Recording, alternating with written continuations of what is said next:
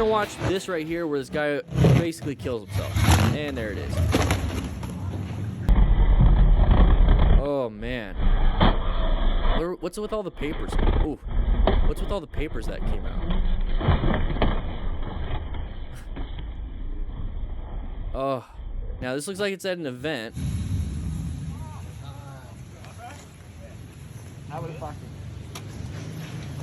Let's see if there's any discoloration. You can start getting bleeding. Oh, stickers. He's got stickers. Feel good?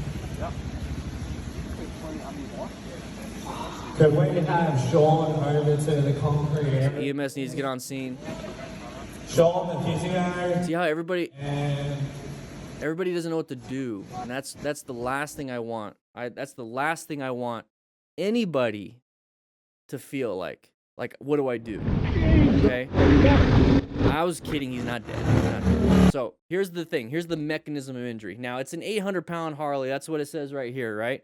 But it's obviously not going to be 800 pounds right on him, okay? So we're going to be doing this. Now, when we talk about mechanism, now everyone thinks, oh, man, the bike could have crushed his chest. Yeah, obviously. But the thing is, we also have to watch out for our head and our back. So he's going to hit his head first. His back first and then his head. And this is where the handlebars are going to hit. So most of the weight is towards his groin area. So I'd also be watching out for that too. Pelvic fractures, a lot of blood loss, a lot of pain. It could easily be right here. So it's not just chest, but it's also going to be your pelvis. His tib fib and his femur easily gets crushed right here.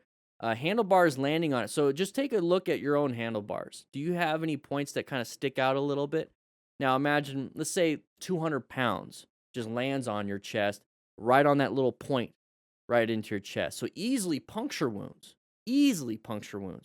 So the Speedo could be doing something. You know, his levers could be doing something. His triple tree could be doing something to that chest. It's not just like the nice, easy somebody sitting on your chest with a lot of weight. No. It's basically somebody with a bat with 200 pounds of force and whatever G-force is going into your chest. So very high mechanism. I'm not surprised he's not getting up after this. Now, as soon as you see that, Piggy Rides, soon as you see this, did you mess it up? Okay, there we go. As soon as you see this, boom. Okay, nope. As soon as I see that, I'm watching my buddy doing his stuff because I'm doing wheelies too. As soon as I see him and I see the crash, like, oh, nope.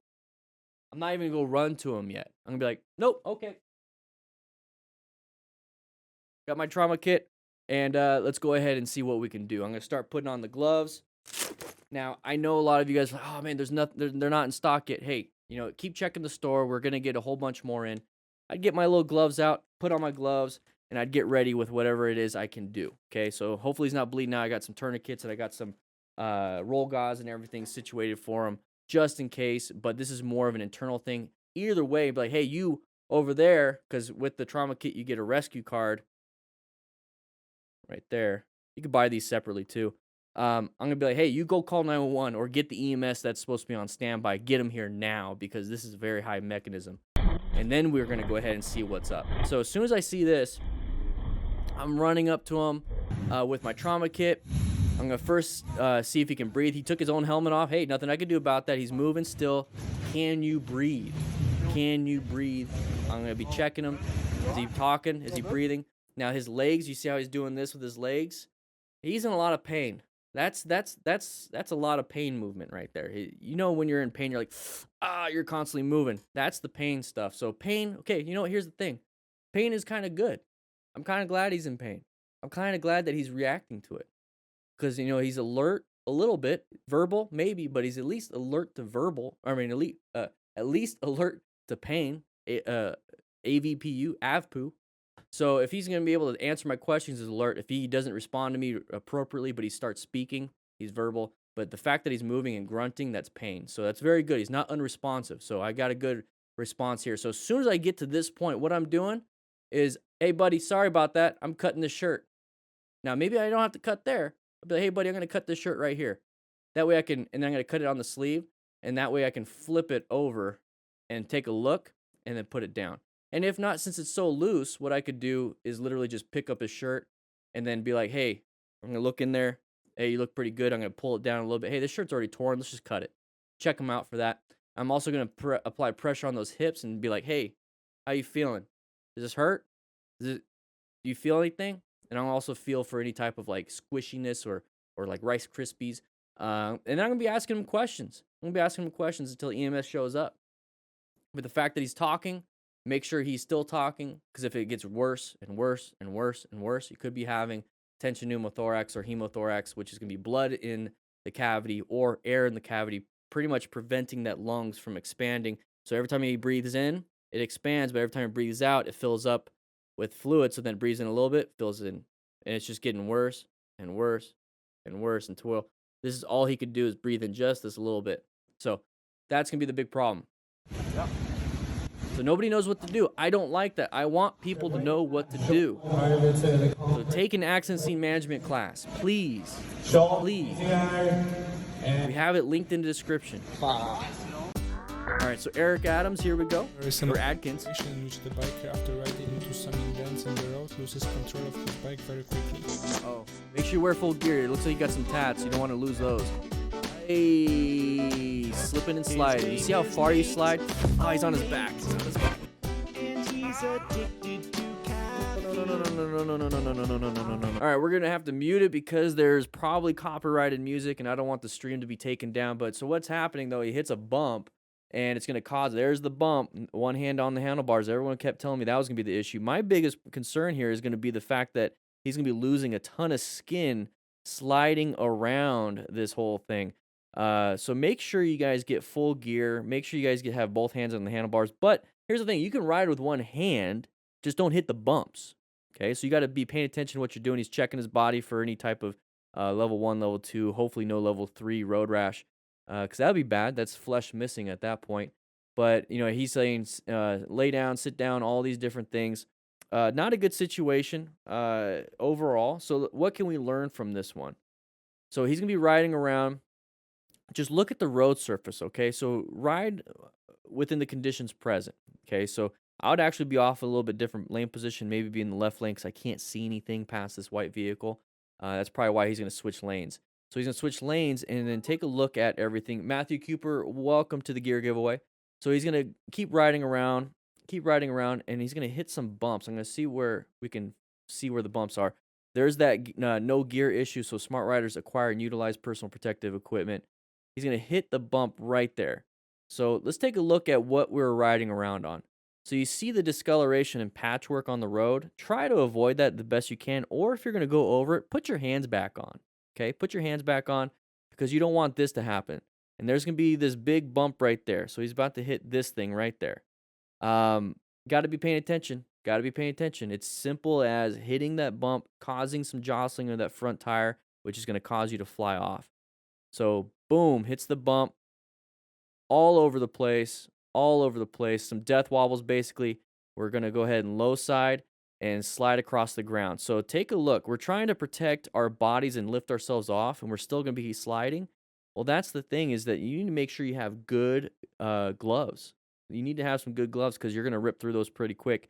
Then you're going to be missing parts of your palm. But then look at the arms. Got to make sure that you get some gear on that. Same thing with the legs. You can kind of see it right there. It's torn on the bottom right with his knee. So he hit his knee. It already tore through it. Make sure you get full gear, everybody. You know, you're affording a helmet and a motorcycle. Let's go ahead and get some gear to protect the body, which is going to be the most important part of us. Okay, so he's sliding around, not having a good time. Now look at on the inside of his leg. It's all torn up. Everything's getting torn up. This is where having good gear is going to help you. Now, it's not just like, oh, well, the gear got tore up and my skin didn't. Well, there's also that thermal transfer. It's not just the abrasive situation. It's the thermal transfer. If you get a rug burn or if you just start rubbing something for a little bit, it's going to create heat, friction and heat. Okay, so sliding across the ground is going to create a lot of friction, a lot of heat, and then you're actually going to get thermal burns, not just abrasions. So you got to be careful with that. You got to be very, very careful with that. Let's get past this because we kind of know we should be wearing full gear, right, everybody? So wear full gear. Come on. Come on. Come on. You know I love having my phone on the handlebars so I can see what turns are coming up. utilizing my GPS. The best way I think you could do that is using the ROKFORM mount. I use it for my mountain bike, the little FTRs, and then also the big boy FTR that I ride. And guys, links in the description for a discount. Check it out. You're gonna like it, and I'll be seeing you around. All right, so here it is. There's the incident. Good job on the riders for not panicking, and we got fire everywhere. All right, so let's just take a look at this image now. Let's take a look at this image. What we have is obvious parking right over here. We have people wanting to get out of the parking, and then we have this side of the vehicle because this person wants to get out of the parking and go the other way. All right, so I'm pretty sure that this Vista point was announced back there with like a nice little blue thing. It said Vista point in half a mile, Vista point in 200 feet, blah, blah, blah, blah, blah, Vista point. Okay, so you know that there's going to be an area coming up that is going to have some traffic, okay, especially if this is going to be a nice spot to be looking at stuff, and it might seem like they know this area pretty well. So what we have is a group ride, and we saw from some of the clips earlier is that they're going pretty fast. They're going pretty fast, not really caring about the road rules. They're using this as their personal track, which is, once again, up to you if you want to do that. Just realize when you crash up here, this is probably a $100,000 helicopter ride. All right, so or you're dead. It's pretty much one of those things. So this person's gonna be pulling out. Oh, pretty hard to navigate when we're going this fast. We have a big group ride, so if this guy slams the brakes, this guy's might hit him unless they're both trained. Same thing with this person, panic maybe. So you have a bunch of issues. So this is not something I recommend to anybody, but definitely not beginners. So we're going to have to put this in like half speed. So we have that side of the vehicle coming out, and the rider up front, you can barely see it right here. He's putting his hand up on his clutch hand, basically saying, hey, watch, there's a hazard. Hey, stop. There's a hazard. Pretty skilled to be able to do that in this area. I don't recommend you doing that. I recommend you keeping both hands on so you can do what you need to do. But he seems to be confident in doing this. Look at the road, by the way, too. It's not a good road to be racing on. Not the best track. And then these parts right here are divots in the road. They're like little rumble strips. So if you hit that, have fun. But yeah, overall, just terrible spot to be racing. You need to be seeing this stuff ahead of time so that you don't have these types of issues. Okay, very 5-second clip, but a lot of stuff that could be bad. Luckily, no one crashed. All right, so we're gonna be riding through here. What are the main issues with interstate riding? Merging. So this person wants to switch over a lot. Why do you think that is the case? Now, they might have just switched into the right lane. Why do you think they might have switched into this lane right here? Let's go ahead and take a look at that when we get to here. Okay. So right here, we have our lane and then that lane. Okay, so this is like another lane right here off to the right. But if you see, it's going to end. Okay, so if you don't know this, you might be just now getting your license, or you haven't been driving for very long. It might be today that you learned this. Is that if you see, typically, if you see these yellow portions underneath, and there's like an arrow down, it's like this lane, typically that is meaning that that lane ends and that lane turns into the exit. Okay, so this far right lane is talking about this one, and it means it's going to exit. Okay, this lane right here, next left, this lane, the Pentagon City, Crystal City, is going to exit. So that is what you got to watch out for. Okay, so you have lots of exits. So that's probably why this vehicle is trying to get out of this lane and wants to go into this lane. But remember, what are we at? We're in their blind spot. So you can either roll off the throttle, which is what I would be doing, or switch lanes. Okay? So be very careful. Exactly, Tiger, no ROKFORM mount. Come on now. But let's take a look. So, like I said, the big issue, there you go, big issue is merging cars on interstates or road debris, like tires or a bunch of stuff that fell off vehicles. You don't have to worry about path of travel like in terms of an intersection. So now that we saw this, now you kind of understand why they did that. Now it looks like he is going all the way into our lane. You can see it kind of. He's definitely not pointed towards his own lane. So still be very careful. Be very careful. Nova Slow Speed did a great job adapting to that hazard, but let's see if we can find it a lot sooner. But did a good job.